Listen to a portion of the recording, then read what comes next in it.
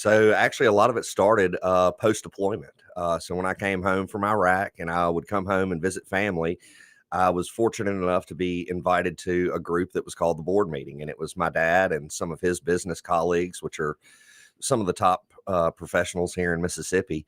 And they would have a bi-weekly, monthly meeting where they would hang out and drink single malt scotch.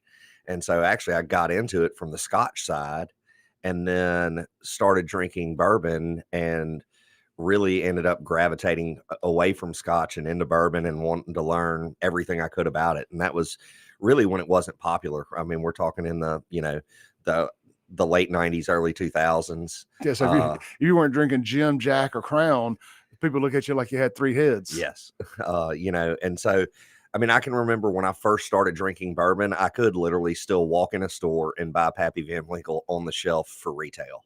Which was about how much then? Well, for a bottle of 10-year, $40. Yeah.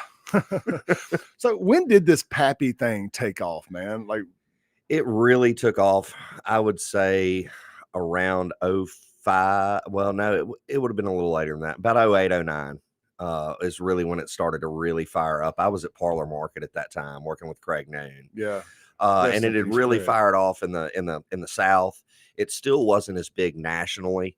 My parents are from South Dakota, from the Midwest, and there's a grocery store chain up there that every Christmas I would make sure all of my credit cards were paid off because I could go in this grocery store franchise and they would literally have 10, 12, 15, 20, and 23 and have at least 6 to 8 bottles of each.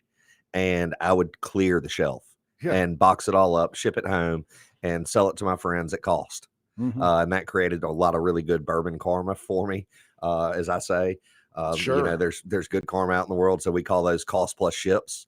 And so you just charge what you charged, and that ended up, giving me enough good karma that I've had some really exceptional pours and been invited into some homes and tasted some really, unique bourbons over the years. I mean, probably one of which I was in Louisville, tasted a bottle of Willett single barrel called the Velvet Glove and or Linnell's Red Hook Rye.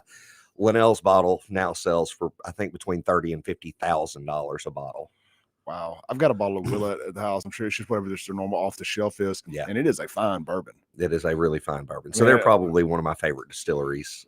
Sure. Like I said, I'm just kind of getting into it a little bit and trying not to drink as much beer and I just enjoy like a Sprite and a bourbon. I probably shouldn't mix. I probably should do it on the rocks. I know, but we do what we do, and it is really a fine, smooth bourbon. I'm just, like I said, I'm learning the Four Roses. It is a much spicier bourbon than I would have expected. Am I saying that right? Is that the